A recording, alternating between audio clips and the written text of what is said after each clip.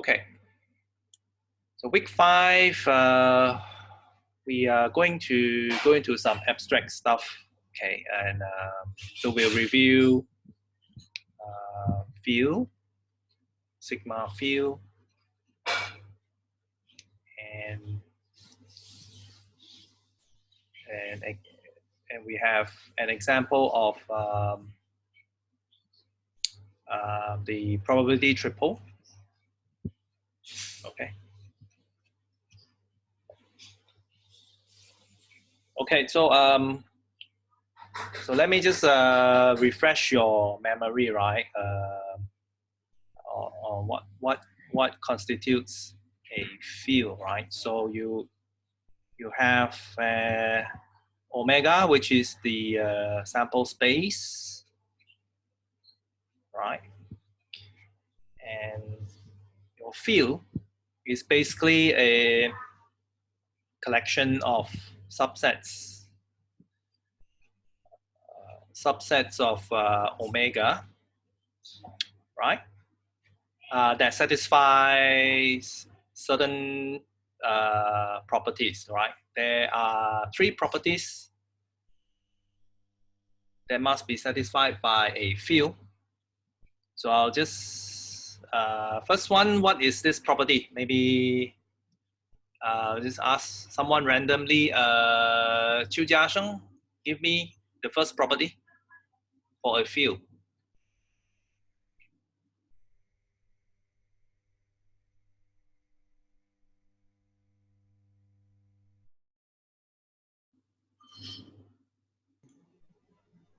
Hello? Yeah. Give me the first property for a field.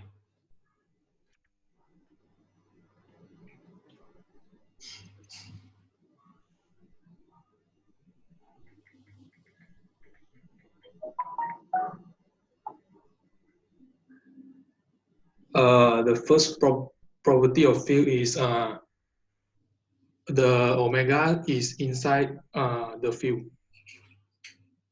Okay, omega must be inside the collection, all right. Second property, Fadila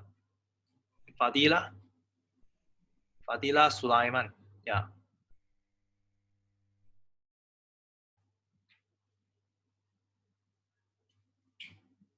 Available? The second property for a field?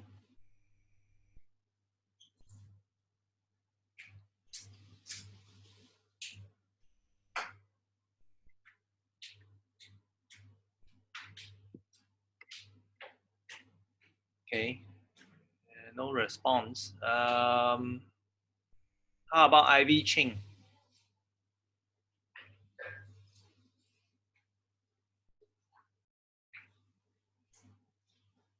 Ivy?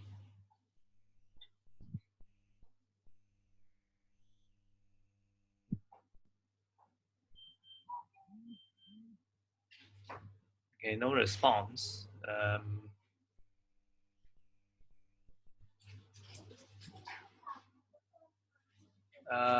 Pavan?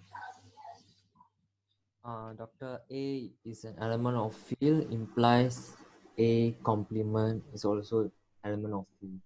Okay, so if A in F, it implies that its complement is in F, right? This is this is the closure under complementation, right?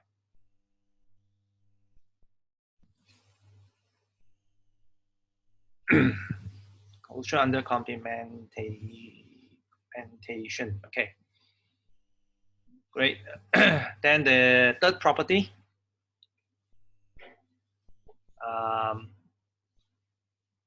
Farm Yiler. Third property. The A, B is a field and implies that the A union B is also a field. Sorry, A, B is a field. And implies that the A union B is also.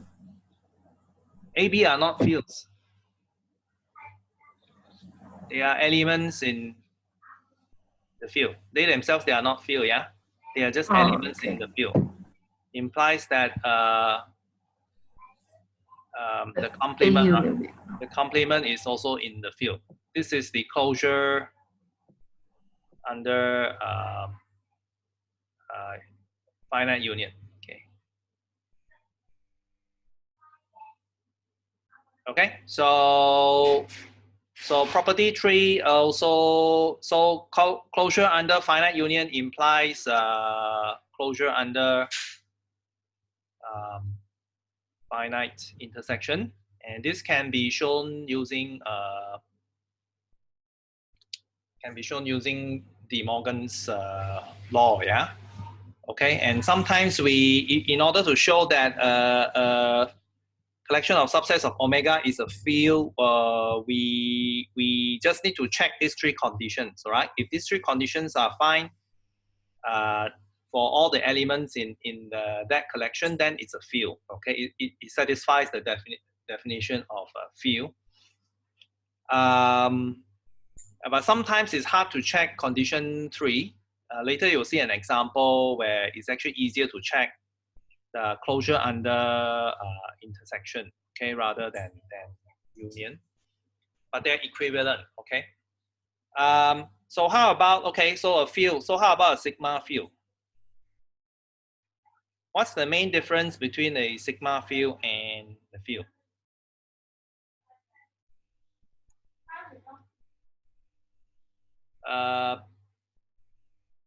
Shirley Chan. Yeah.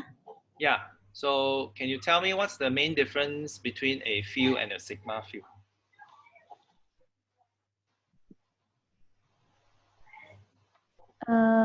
The sigma field extended to countable unions.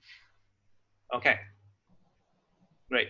So your sigma field is basically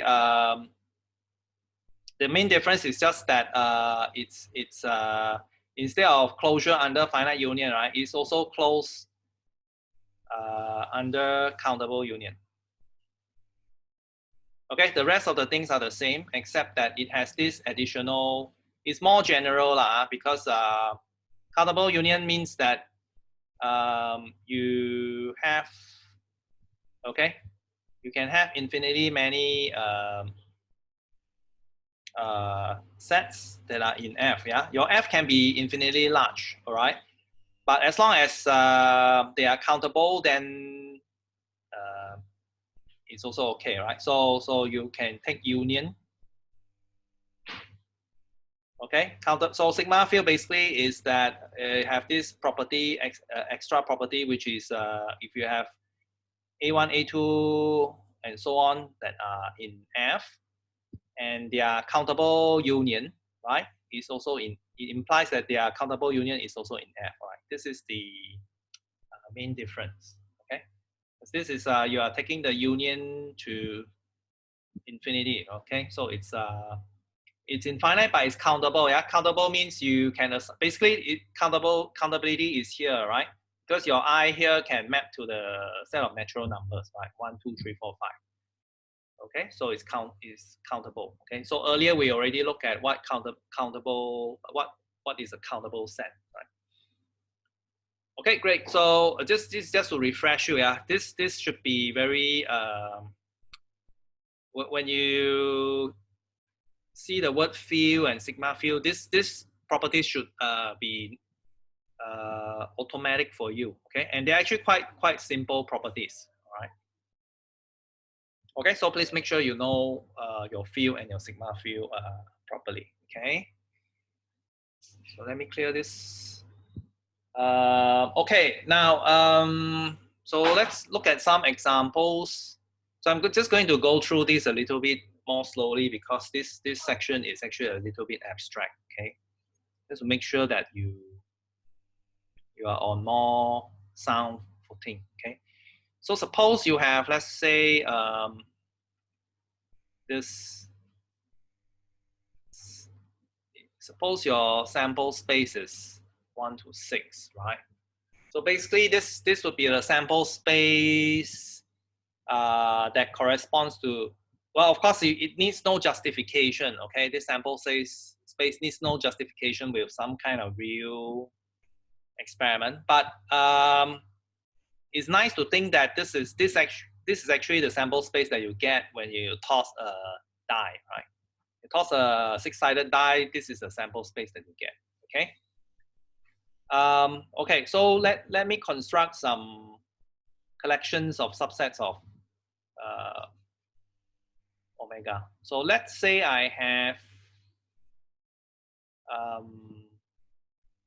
this collection.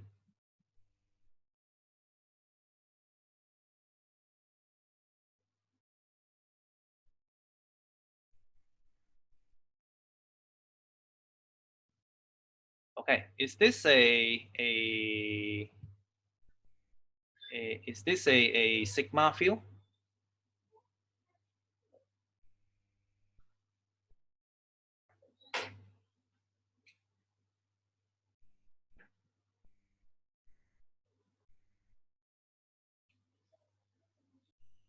Yes, it is. Okay, so why do you say so?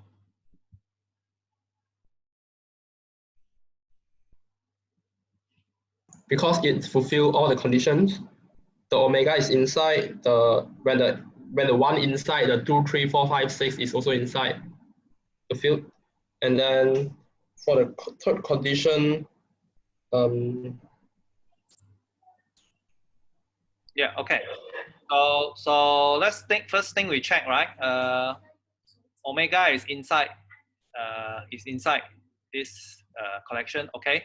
So then condition 2. So condition 1 is very easy to check. Condition 2 is complementation. So everything must be you check its complement. So the complement of omega is empty set inside. Okay. So you got 1. The complement of 1. So you got 1 is inside. Its complement is also inside. Okay. Condition 2 satisfied. Then condition 3 is taking union. Taking union, you don't have to bother with these two things, because when you take union, including this empty set, is just the set that you have itself, right? You take union involving the involving omega, then it's basically just omega, right? Because it's the largest set. So when you take union, you don't have to consider these two things. So you take union 1 with this set and 2, 3, 4, 5, 6, you get omega, right? It's still inside A, right? So the 3 properties are satisfied. So therefore, it is it's actually a field, but it's also a sigma field, right? In this case, why is it also a sigma field? Because let's say here, right, your A1 is 1, your A2 is this, right? Now you can set your A3, A4, and so on, okay, to be the empty set. Okay, you set it to the empty set. So therefore, if you take the countable union, right? So basically, this is just you take this this is basically just omega, right? And definitely it's inside F. Okay. So please take note that your in this case, you can basically set your A3, A4, and all that to be the empty set, right? Okay. So it's a sigma field. Okay. Okay. So let me construct some other examples. It's just to let you know how to check these things, okay? Let's say, okay. So therefore, these two things must be there, right? So let me see if this is 1, 2, 3. Is this a sigma field?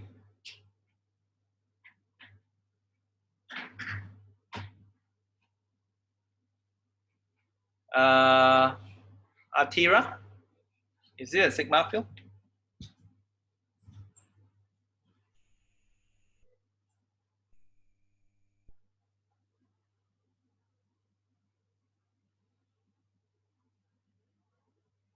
Atira?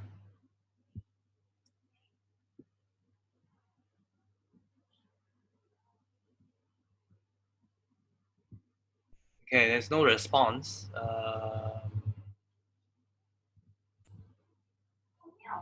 Eric Tang?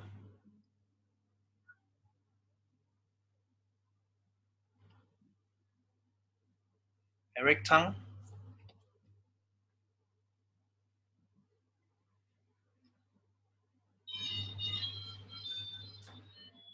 No response.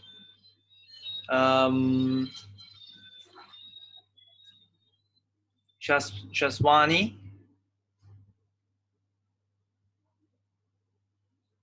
Shaswani Shahira.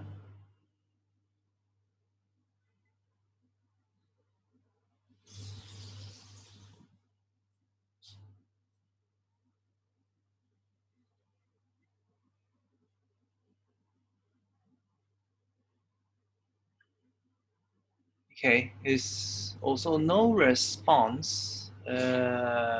Okay, that's weird. Albert P. Yes, doctor. Yeah. So is this a sigma field?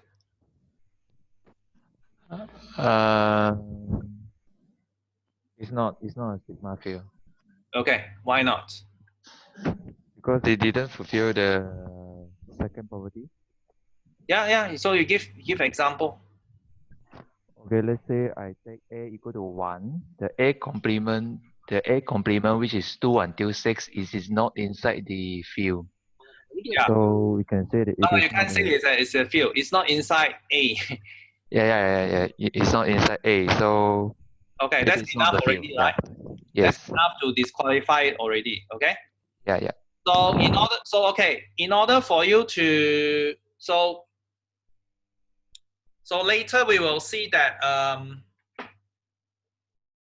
we can actually, so some collection of subsets of omega may not be a sigma field, but we can actually generate a sigma field from it, right? By checking what operations are by checking what sets are actually missing in it and try to fill it in.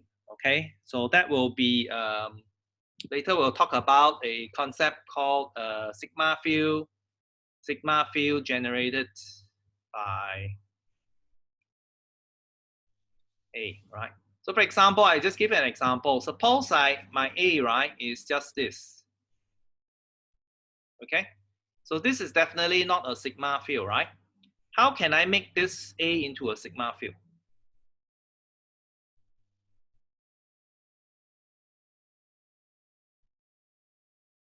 So now A is not a sigma field, right? So how can I make it into a sigma field?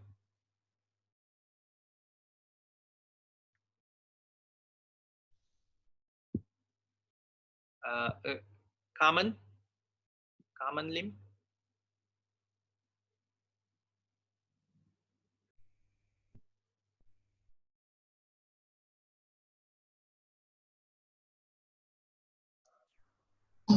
A set of 2, 3, 4, 5, 6.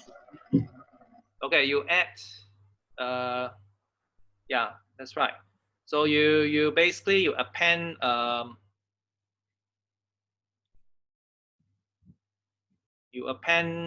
another set inside there. Okay.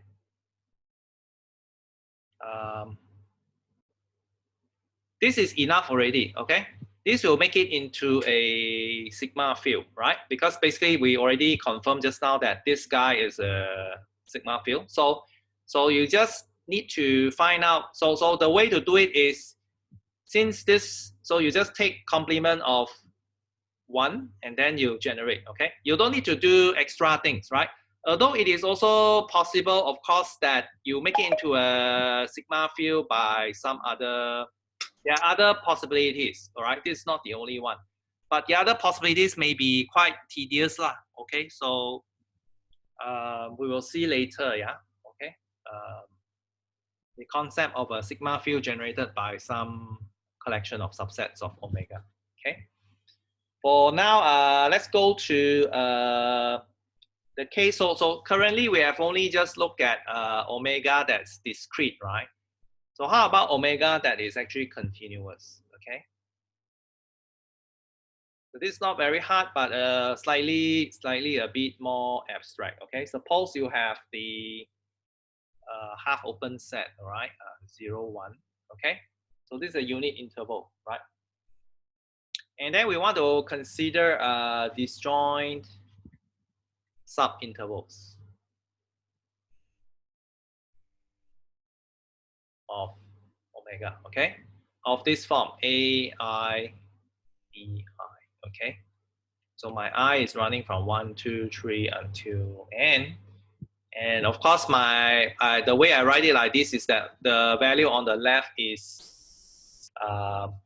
smaller than the value on the right, okay? Right. Basically, this one is easy to, so it helps that you have visualization, okay, it's like a line like this. And then you basically have your 0 here, 1 here, right? So it's any of these intervals, right? For example, your A1 may be here, and until B1 is here. Okay, any such kind of intervals. It can be this long, it can be this short. So A to B2, A3, B3. Okay, it's basically anything, all right? But as long as they are disjoint, right? They are not overlapping each other, okay? All right, so so how do you form a field from so a collection of these kind of intervals, right? Can be, you can form a field. So this we denote by B naught, right?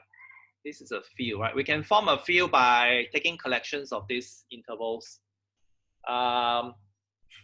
So first thing, we just verify the example there, right? So I make a concrete example. So the example given there was I left out the empty set, so we just put it in, right? So 0 to 1/4, 1/4 to 3/4, 3/4 to 1, 1/4 to, so there's a 0 to 3/4, 1/4 to 1, and then 0 to 1 in union of 3/4 1 and omega. Okay, so basically you may want to actually sketch this out to be easier, to be more easily visualized. Okay, so let me just replace this.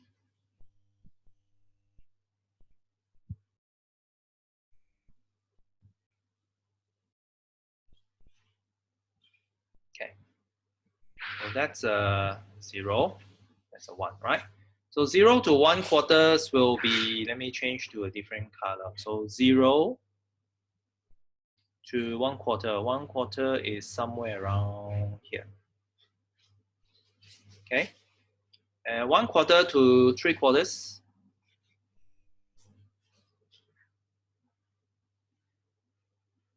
Okay, and 3/4 to 1, right? So basically it's this interval, these 3 pieces, right? These 3 pieces, 1, 2, 3. Okay. Now, so you got these 3 basic pieces already, and then now you have to consider their complements, right? So 0 to 1/4, the complement will be from, so the complement of 0 to 1/4 will be from 1/4 to 1. Okay, which is this one, right? And then you consider the complement of, so let's consider the complement of, so this is, what is this? 0 to 3/4. 0 to 3/4 is the complement of this interval, yeah? 3/4 to 1, right? 3/4 to 1, the complement is 0 to 3/4, okay? So we got this, right? So this is the complement of 3/4 to 1. Okay, that is the complement. Okay, fine. Then you look at 1/4 to 1. right? 1/4 to 1 is the complement of 0 to 1/4, right? It's a complement of this guy, okay? So we got this, right? So the last one is 1/4 to 3/4, right? 1/4 to 3/4, you take the complement is, therefore this interval union this interval, right? So therefore you get this one, okay? Right, so we covered all the union operations already. So we already make sure that all the elements, all the complement operation. So we can make sure that all the elements here, they can arise from complementation, right? Operation, okay? Then the next step is to check the union operation, right? So if you take union of, you can basically check that if you take union of the first two, right? So the first two, if you take union, basically it is this interval. So 0 to 3/4, right? 0 to 3/4 is here, okay? So it's inside, right? You take union of 0 to 1/4 to 3/4 to 1. So that will be 0 to 1/4, union 1/4 to, 3/4 to 1. That gives you this particular element, right? So it's also inside. Then you take, so if you take union of 0 to 1/4 to 0 to 3/4 is basically the larger interval. So it's inside. And you take union of this element with this element is basically omega here. You take union of this element and this element. So this is a subset of this element. So it ends up here. Okay. So basically you can check everything, right? And you can verify that this collection of subsets of omega is actually satisfying the properties of a field, right? So we can say that this is actually a field. Okay, so your field is not limited to just discrete objects, right? It can include intervals. Okay. Okay, so this is an explicit example of this. Is just an explicit example. So I want to go to a more general case, which is example 4.0.4. Okay. So once you make it general, this this field actually has a name. It's called a Borel field. Okay, which it will be called a Borel field. So we will come across this field later. Okay. So look at example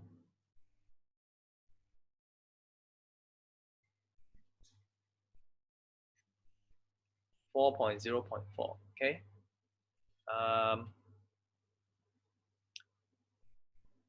All right. So basically, over there I have a general definition, right? A as you have such intervals, right? You basically have a union of countable union of disjoint intervals. Okay.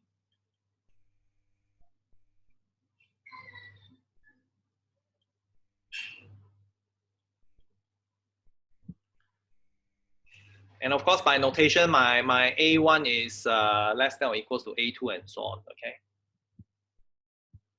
Right. So here I want to consider disjoint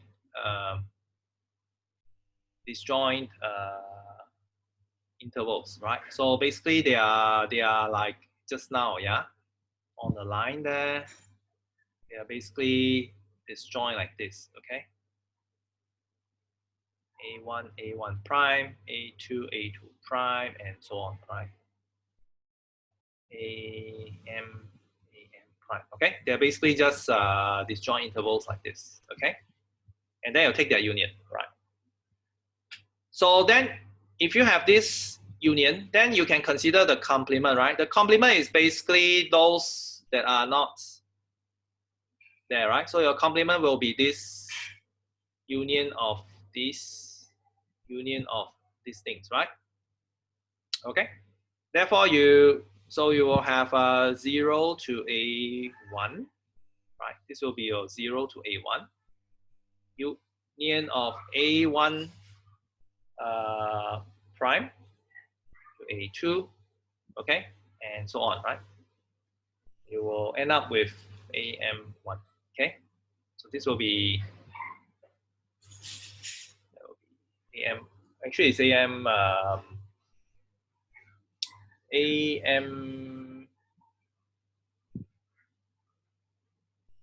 let me see, this should be AM prime.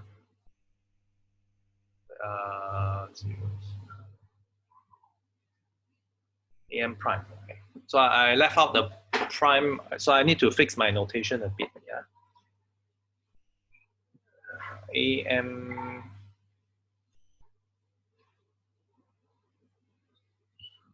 okay. All right, so again, you see that this AC, right, because it's a collection of disjoint intervals, right? You collect them, so it also belongs to B naught, okay? Because this is in B naught, and your B naught by definition is the collection of subintervals, yeah, of 0, 1. Therefore, its complement is also in B naught, okay? So we already checked, this is property 2, check already. Property 1 is easy, it's already inside, your omega, the 0, 1 interval is also already inside, okay? So the last thing is actually to check property 3, okay? Need to check property 3.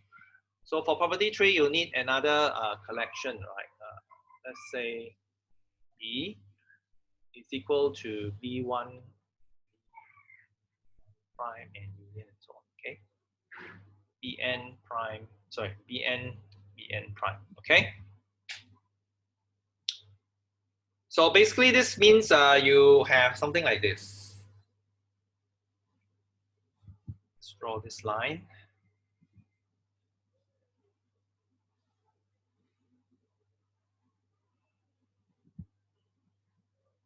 So your B can be something else, right? B1, B1 prime, B2, B2 prime, and so on, right? Bn prime, okay?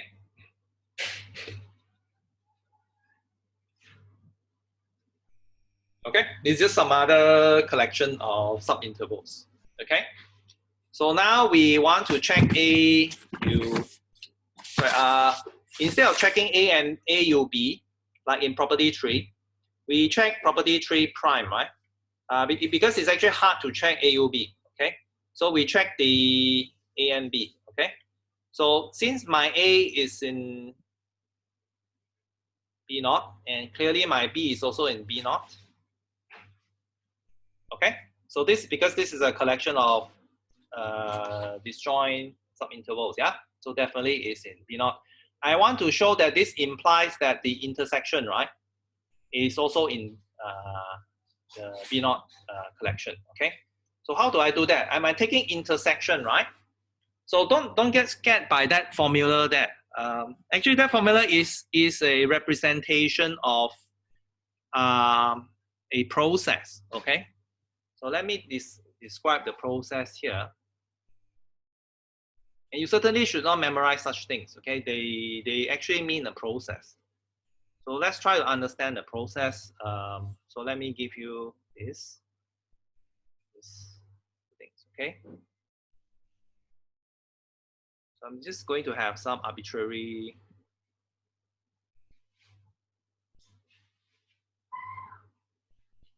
intervals. So this A1, this A2, A2 prime, A3, A3 prime, and so on, right? So we might have something like AM prime, okay? And then for the other one, I might actually have something like this, B1 prime, B2 prime, B3, B3 prime, okay, and so on, okay? B, okay, whatever. So I just put B, my Bn there. This N. Okay.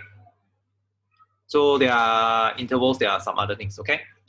So what it does is that this is your A, and this is your B, right? Okay, and then you are trying to intersect them. Okay, so what happens is you will take this interval, the first interval, and you intersect everything. Intersect with this, and so on, right? So clearly when you take this interval from A and intersect with B1, B1 prime, the one, since your A1, A1 prime is smaller, it will be this part, right? Okay, and the intersection of this A1, A1 prime with the others are basically the zero set, right? There's nothing in common, okay? So you have done one cycle, right? So that is the, so you have done one cycle. Then look at the other cycle. So then you, after you are done with this interval, you move on to the second interval, and then you repeat, right?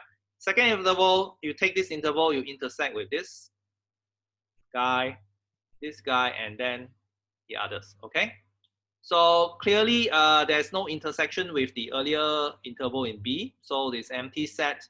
So basically when you intersect, right, it will either produce a particular common interval between the two intervals in A and B, okay? Or it will just produce an empty set for you, okay? So you look at this one, the intersection is basically here, right? This is the part that's common to both sets, right?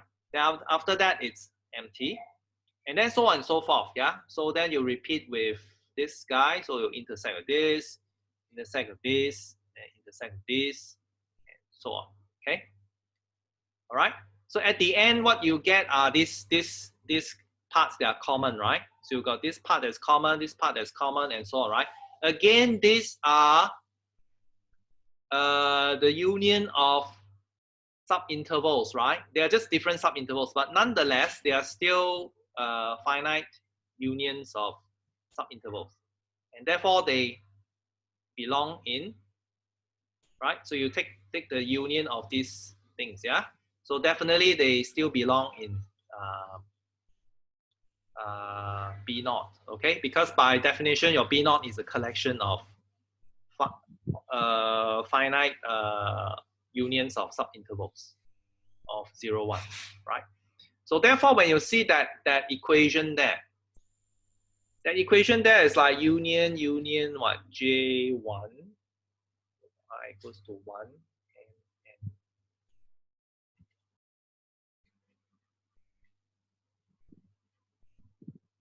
intersect with BJ, okay, right, AM. So basically what this means, that so just now this describes, you take any particular interval here, and then you intersect with other intervals here, right? And then you see, you start your J, right? So this is, you first fix your I. You start with a particular I, which means, let's say your I is 1, right? Just now you start with 1. And then you cycle your J from 1 to N. That means just now, this process, right? So you cycle your J from 1, 2, 3, and so on until all the way to N, yeah? Okay, after you're done with this, you move your I to 2. So you got this one, and then you cycle through again, okay? So basically this daunting formula here is basically just describing this process, okay? So you should try to understand the process and not look at the formula and memorize it, because it is actually quite abstract. If you just look at, people look at this thing and they get scared, right? There are two unions there, and then like, what's going on, okay? It's basically just describing, it's just a way to summarize, describe this process, yeah? Take the first interval here, fix your A1, and then you start intersecting with all the other members in B. After you're done with that, you move on to the second member, right? And you keep on doing, and so on, right? And after that, you take the union, right, of this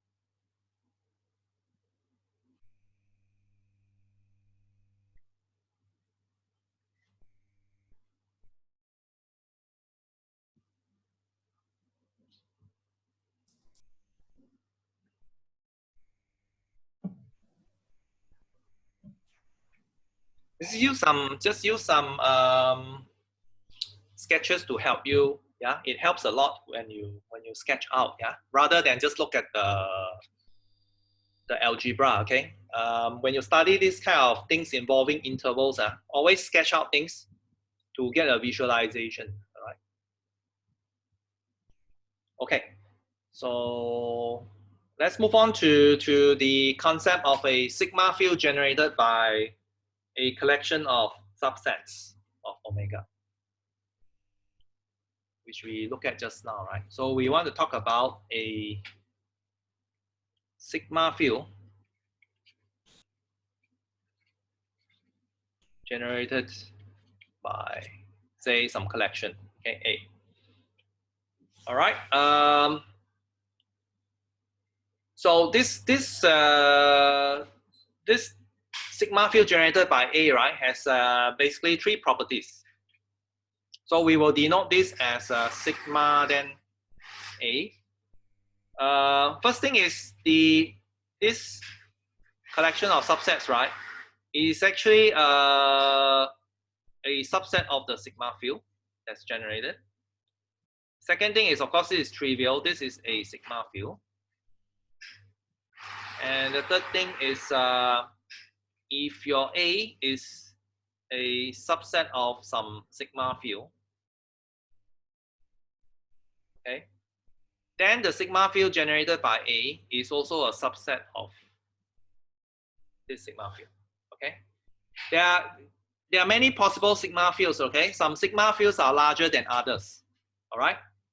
For example, you know that the trivial sigma field, right? The trivial sigma field is basically this collection. This is trivial, and definitely this trivial sigma field will be nested in other sigma fields, right? Some other sigma fields, like for example, you can have A in, let's say A something like this. Another one, A star equals to A. Okay, so this definitely your A is embedded in A star, right? And your A star is definitely your A star is definitely a sigma field, right? You can see that this is a very simple sigma field, right? You have some set A here, and its complement is also inside. Okay, so this is basically a sigma field. So to better understand this, let's look at the explicit example in 4.0.5. Okay.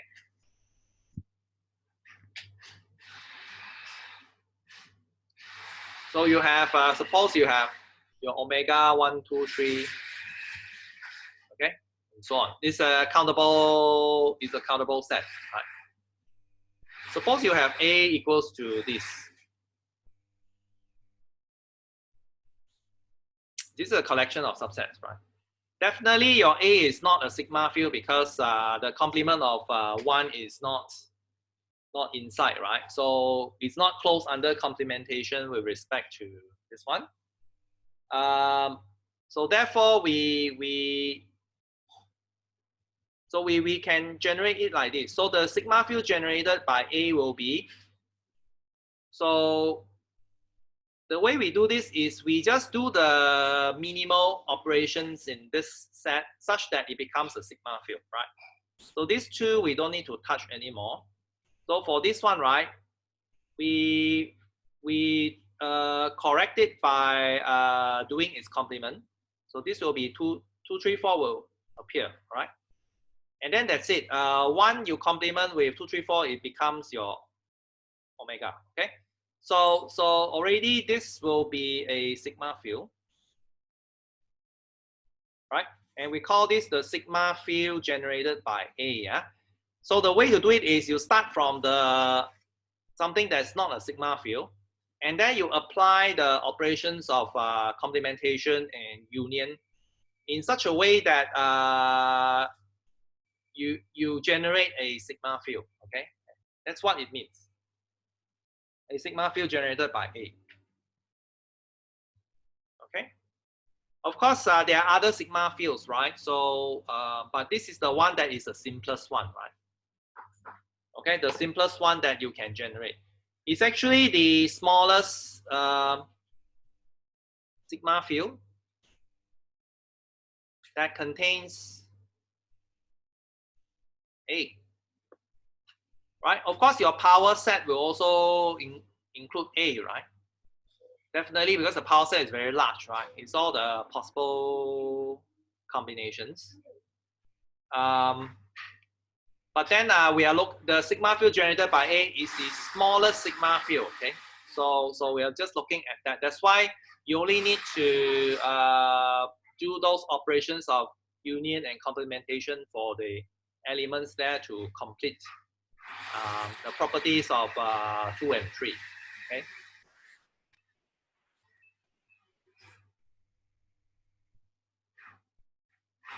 Okay. Just want to check, can you hear a grinder on my back? Grinder sound in the background.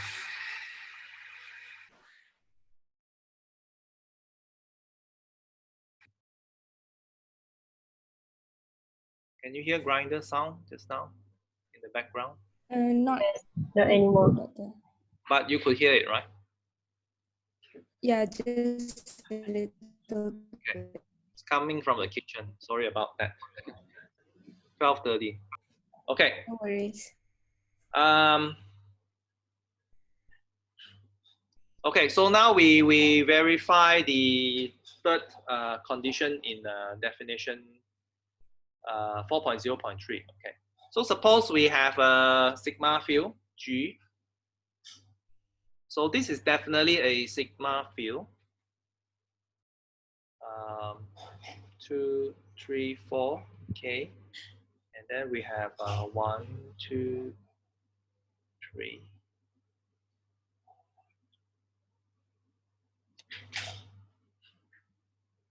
Let's try 4, 5, 6. Okay, let's check if this is a sigma field. Definitely 1. So this is its complement, right? So it's okay, close under complement. So this is 1, 2, 3. So 4, 5, 6, and so on is complementing that. Okay, it's close under complementation. Okay, let's try this one. 2, 3, 4. You complement with 1, 2, 3. This will give you the omega, yeah. And 2, 3, 4 complement 4, 5, 6, and all that will give you this 2, 3, 4, and so on, right? So it's close under complementation, okay? Sorry, no, sorry, no, that's not. Okay, maybe I run through that again.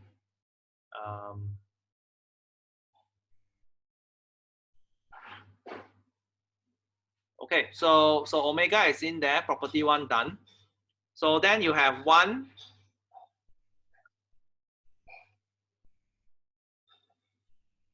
Okay, 1, its complement is this one. So 1, 2, 3, its complement is 4, 5, 6, and so on. Okay, so we are done with checking complementation, yeah? Okay. So then we look at countable unions, right? So you take 1. So of course, since this is complement, so you take 1, you union that, you will get omega, right? So we are interested in looking at the union of 1 and 1, 2, 3. So that will give you 1, 2, 3 itself. Okay, fine. Then you take 1 and union 4, 5, 6. That actually will give you 1, 4, 5, 6, and so on.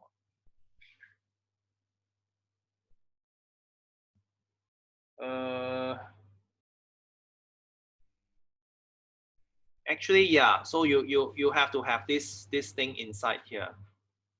Okay, which I didn't list out. All right. In fact, there are actually many more. Yeah.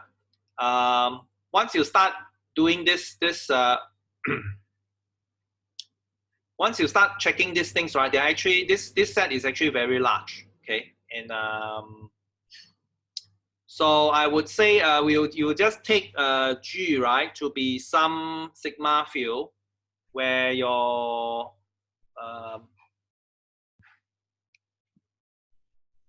where your A is inside there. Okay. So yeah, you need to construct this very carefully. So there are a lot of other things, right? This actually can potentially be very big. Okay, so I'm not going to list down that, yeah.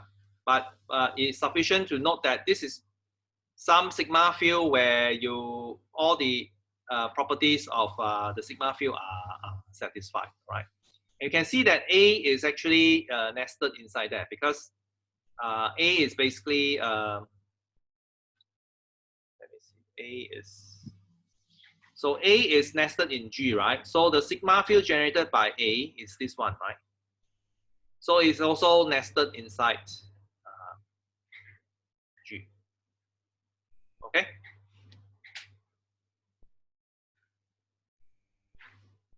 So at most it can only be sigma A equals to G.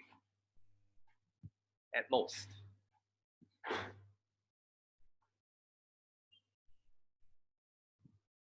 Okay. So I probably need to make more explanation in the notes later. Okay. Because it's actually not just it didn't stop at that in the notes. Yeah, I only wrote until 456 ... and then omega already. So I'll make some adjustments to that. Okay.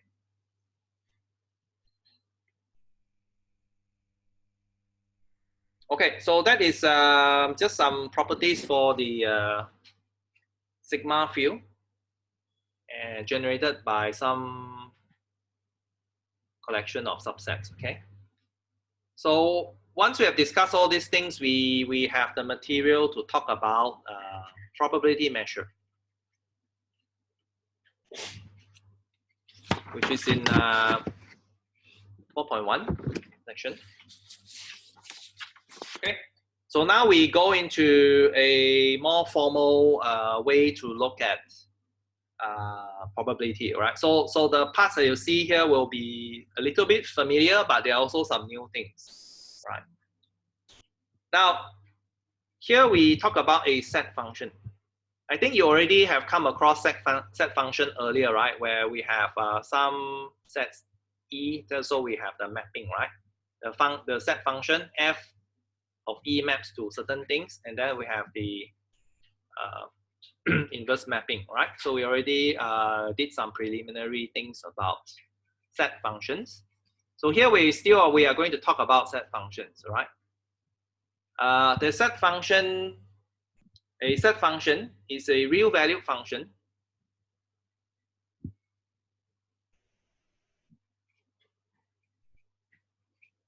That means it will map to some real values, okay?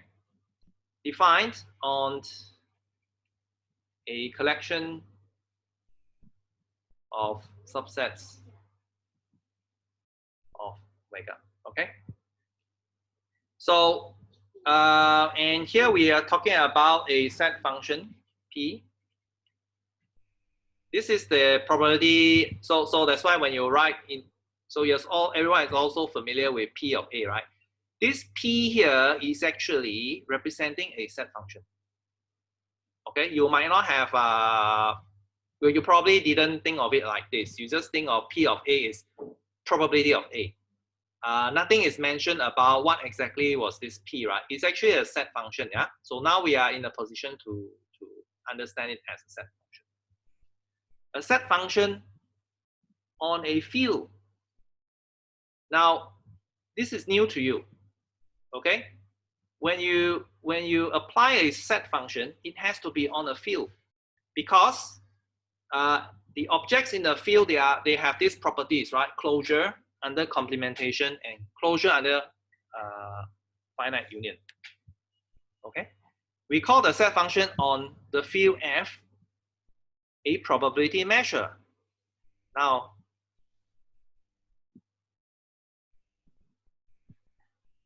okay, if you have the following three conditions. If you have A in F, it implies that the set function, all right, applied on A maps to some value that is between 0 and 1. Okay, it doesn't go out of 0 and 1. True. The set function P applied on the empty set, definitely the empty set is in F, is equal to 0. And you apply it on the omega, the sample space is equal to 1. All right.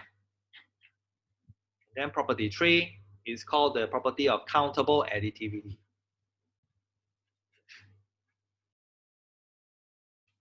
Okay. So if A1, A2, and so on, they are a disjoint sequence, right? Sequence of sets in F. And if the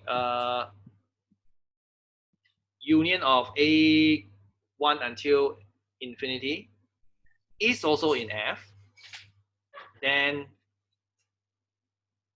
you have this the set function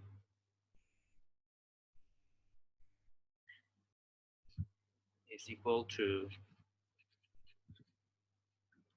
this.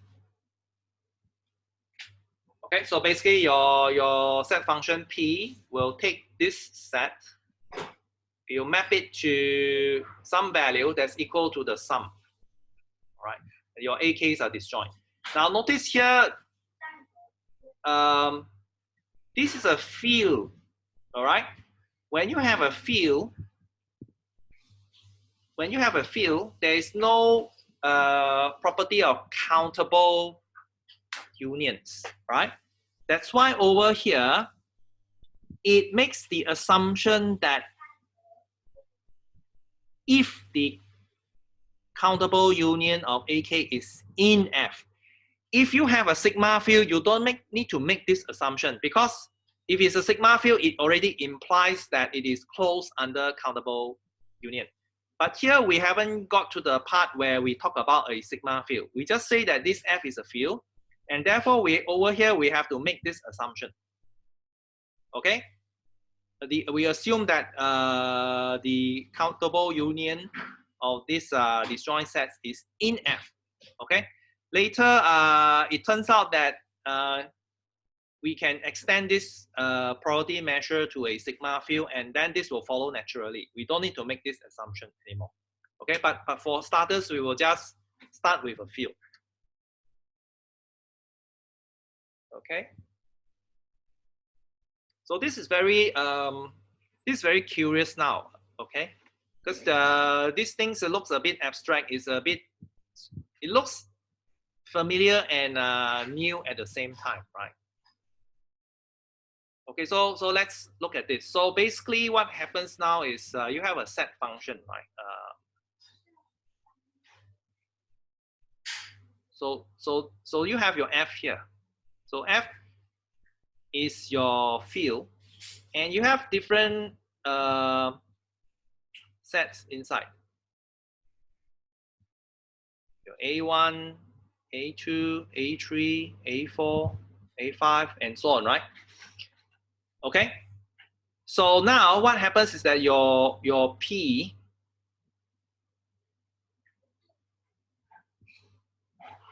so let's put this as a line, okay? This is a line. The value is from 0 to 1. Okay? Your P is a set function whereby it will take, for example, it may actually take this set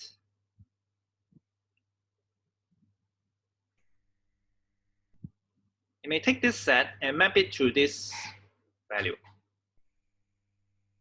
In that case, we will say P of A5 is equal to, for example, this may be 0.7. Let's put it 0.8. Okay? This P is taking your A5 and putting it somewhere on the real line. On the 0, 1 line. Okay? And it may put your A4 here. And it may put the A2 here, and so on and so forth, right? So basically, it's just so your P is actually a set function putting these things onto some values on the real line, right? And it can only put things in F. If you have some object, let's say some B, set B, right? That is actually outside of F. So B is not in F. Therefore, you cannot say something like this. No meaning. So this is perhaps not made very clear in the elementary. Well, it actually not possible to make it clear at the elementary level, right? Because it would involve you having to study all those previous abstract mathematics first before you can actually talk about it. So it's not suitable for first year at all, right? Because you need some maturity to be able to get to this level and discuss it as a set function. Okay, so in fact, with this property, right? Now you know that the set function, the P is actually a set function, and it can only operate on elements, yeah, in F. If your F does not contain certain elements of interest, you can't talk about it. Okay, you actually cannot talk about it. Like PB is what? No, you can't talk about it. Okay. So so I will skip the properties first, and then go to let me see. I'll go to page 41 towards the end. So I actually say something there. In order to talk meaningfully about the probability of an event, quote, so you first have to define an appropriate probability space that consists of the triple. It has to have three things. You got to define a space first before you are able to talk about the probability of some event. And let's look at what event means. You have to look at a space. The space will have omega, and it will have a field F, and then a set function P, right? So these three things. Okay? And then I say that, in fact, if the event that we're interested in is not in F, we cannot assign any probability measure to it. Okay? Since by definition, your P is a set function that operates on elements of F only. Your P only is very specific. It will only take elements in F and put it into the line of 0, 1, not things outside of F, right? And in fact, we will use the term event to refer to only elements in F that can be assigned a value through the probability measure P. Okay, so when you say that, what's the probability of an event, right? Automatically, this event, right, must be some element in F. Otherwise, you can't talk about it. Okay. So then we look at a clear example, 4.1.1, right? So if you toss a coin 2 times, you will get so you toss so your omega is definitely head, tail, head, and tail, right? So therefore if I take the power set, right? So the power set is definitely a sigma field, okay? So you have, so a power set consists of all possible combinations, right? Of omega. So 0 elements.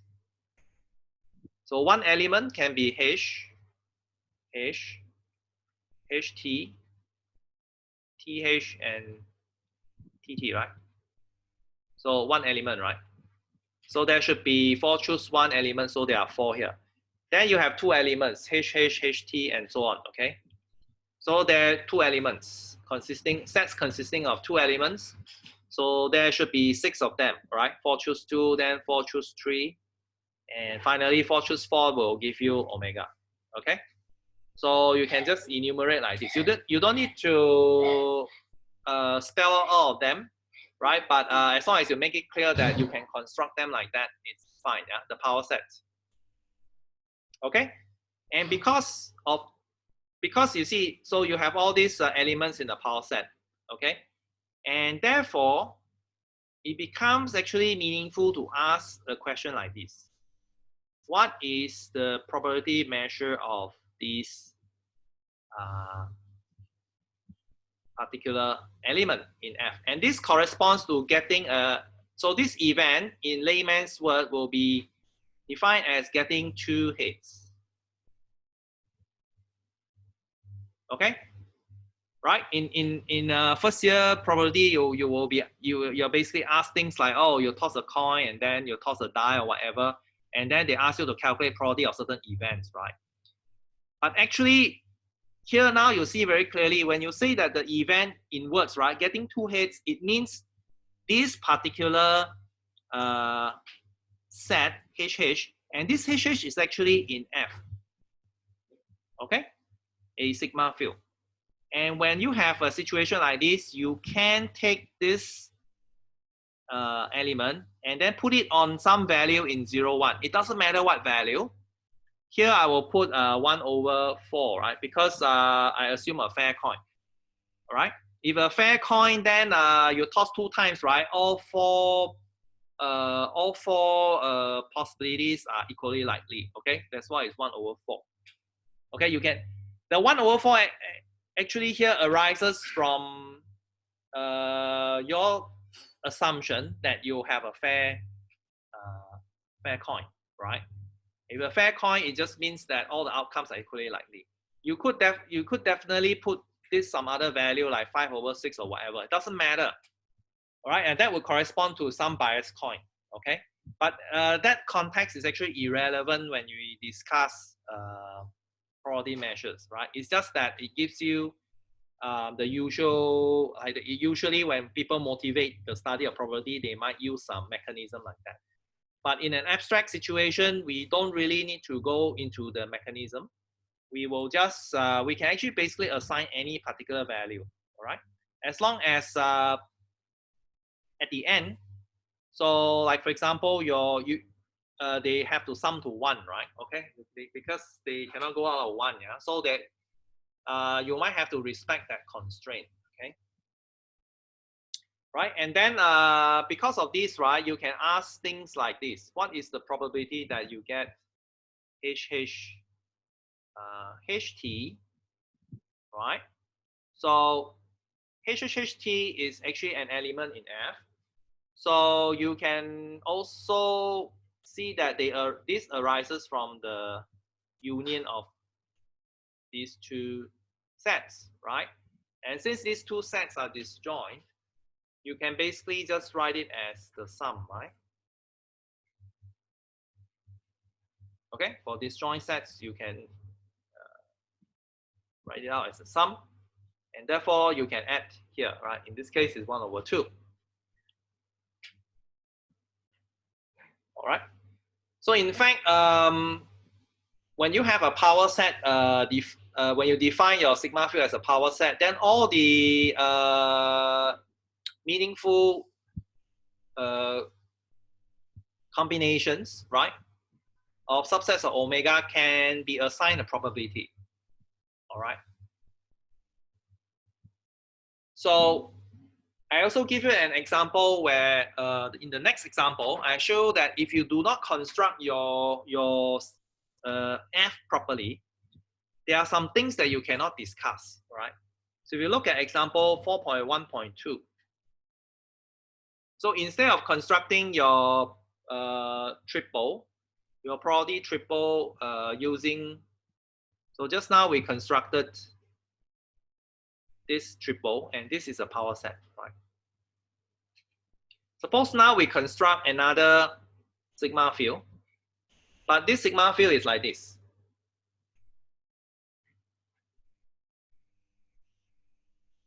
HH, and then this is the complement, right? So definitely this is this is definitely a sigma field, okay? But although in this case we'll just we can just keep it at the level of a field, okay? So definitely this is a field, and because So, okay, so here, because your HH is inside your F star, right? So you can actually assign a value to it. Let's say you can assign 1/4 to it, okay? But you cannot assign this. Nothing can be done. Why? Simply because your HT is not in F star. If it's not in F star, your probability measure can't take it and put it onto the 0, 1 line. Okay, so then in that case, you cannot ask about the probability of the following things. So here, if you define your F star as such, you can ask what is the probability of getting 2 hits. Okay, fine. That will be this one. But if you ask the probability of getting 1 hit, you cannot answer this. There's no way to answer this question because 1 hit corresponds to HT or it corresponds to HT or TH, right? And this set actually is not an element of, it's not an element of F star. So this is actually, this doesn't correspond to 1 hit, right? This is something else. 1 hit and, sorry, I use tail, right? It's probably you're getting 0 tail, which is 2 hits, right? 1 hit is 1 tail, right? Okay, it's the same. All right. So whether you can discuss certain probabilities, whether you can discuss the probability of certain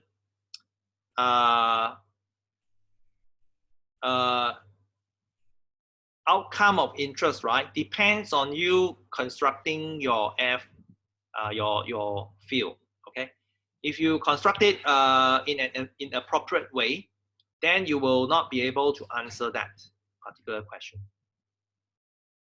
Okay, but we don't actually have this problem in practice because in practice we, like for example, if your space is discrete, we always construct our field here, right, using the power set.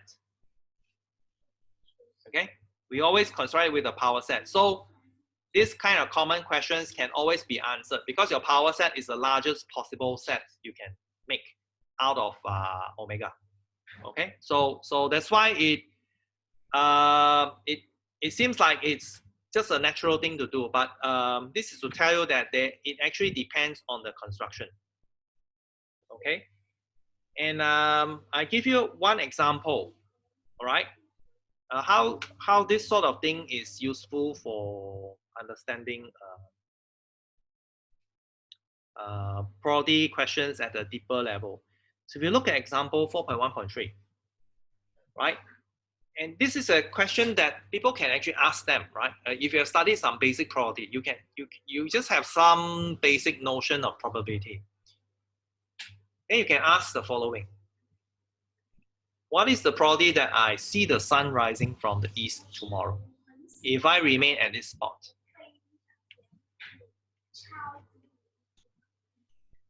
Anyone wants to answer this question?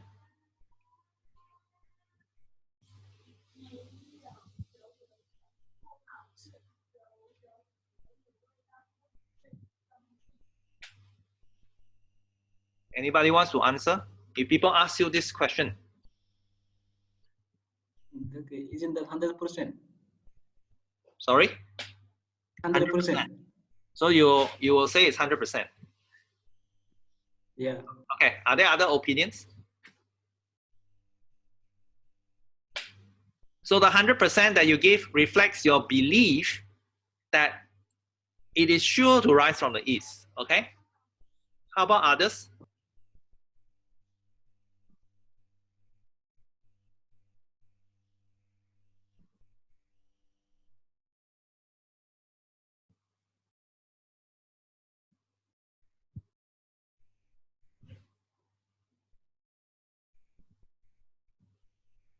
How about others?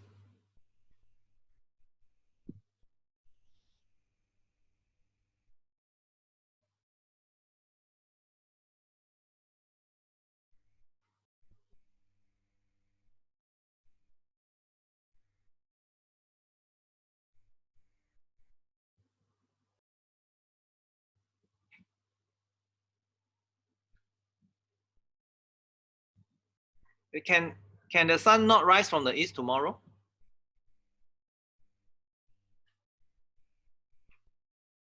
Is it possible?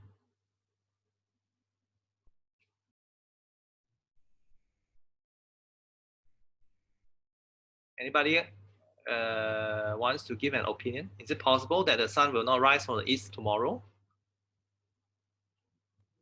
Yes, Oh, yes. Oh, why do you say so?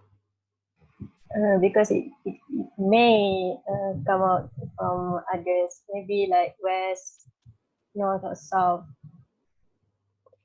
So why? Why would you?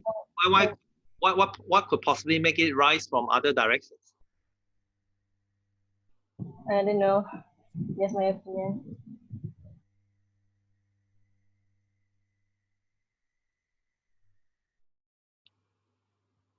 You studied some physics before, right? Everybody in high school, you studied physics before, right? Yes. So this is Earth, right? It's making a rotation. So the current way that Earth is rotating, right? So you have the sun here. So the current way is rotating makes it looks like it is rising from the east because it's keep rotating like this. How would it be possible to rise from other directions?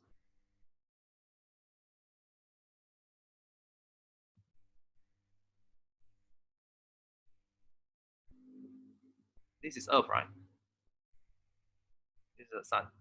You see that the sun is rising here because this part is at night, right?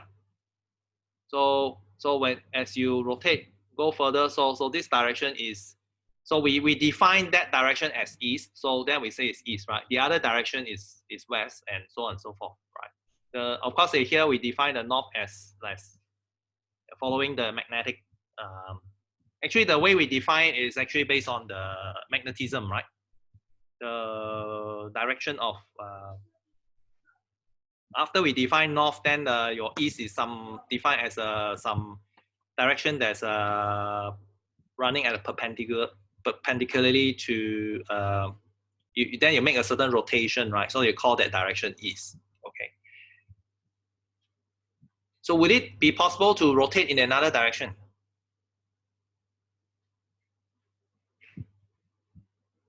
No. No? Definitely rising from the east. Can the Earth rotate in another direction?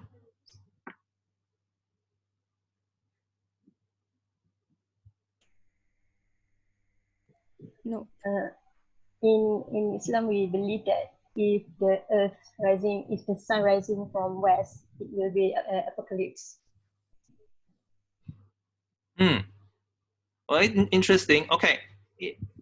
If you have an asteroid, okay, suppose you have an asteroid, right? You have a very large object. If it hits with a certain momentum, right? If it hits at a certain direction, right? So it can actually reverse the direction of. So if you have, okay, it probably not this angle. So let's say you have a very large object like an asteroid, right? So it's going in this direction, for example. Okay, it's strong enough. It hits, maybe not direct impact, but it kind of like goes so strongly that its momentum is transferred to Earth. So it can cancel this momentum. And actually, if it's strong enough, it can reverse it to the other direction. Of course, when this happens, most probably people will die, right? Most probably because the impact is very huge, right? So yeah, so you can have asteroid impacts that will reverse your direction. Okay, so in fact, it is not certain. I mean, of course, historically, since it has never happened, that's why we are still here discussing probability. That you see that it's coming from this particular direction. But in physics, as long as you have an object with a large enough force to cancel off the momentum, then definitely it may actually reverse the direction. And actually, a lot of other things can happen depending on what is the angle of that it kind of like affects Earth, right? So it might actually it's just like a ball, right? You have something hit it, and then its momentum is the direction is changed according to the direction of impact. Okay. So that is something from physics. All right. It can happen if there's something that impacts. All right. And then in fact, there's one very interesting situation. If the momentum of this asteroid, right, is just about the same enough to cancel off the momentum from the spin here, right? What will happen is your Earth will stop spinning already. Okay, our natural spin now is actually from the distant past, yeah. When okay, some planets they spin faster, some spin slower. How exactly it got that is all they receive those kind of energy from the distant past. Okay, so then there's no friction in the universe, so it just kept spinning like that. But it is very interesting that it could actually potentially cancel off, and then your Earth, right, stop spinning. If the Earth stops spinning, right, what is going to happen is half of the Earth will be permanently facing the sun, then the other half will be permanent blackness. Okay, so you have a dark world and a bright world all the time. Okay, this is actually quite scary, right? Okay, so that's just physics. All right, so let's go back to, if we go back to the question, so we are running out of time already.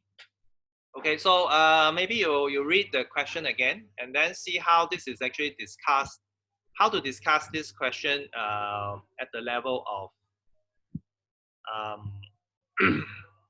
the probability triple. All right, so it turns out that if you want to discuss this question properly, first you have to define the field. Okay, most people who, if you have never studied the probability triple before, you will give just some value, like, oh, it's 1, it's 0 point something or whatever value, right? But it's unclear what this actually means if you don't have a if you don't first define a probability space. Okay, so this example actually talks about it. Okay, so I hope you'll find this example interesting.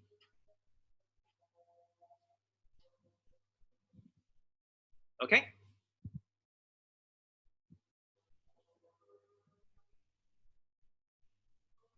All right, so it's time.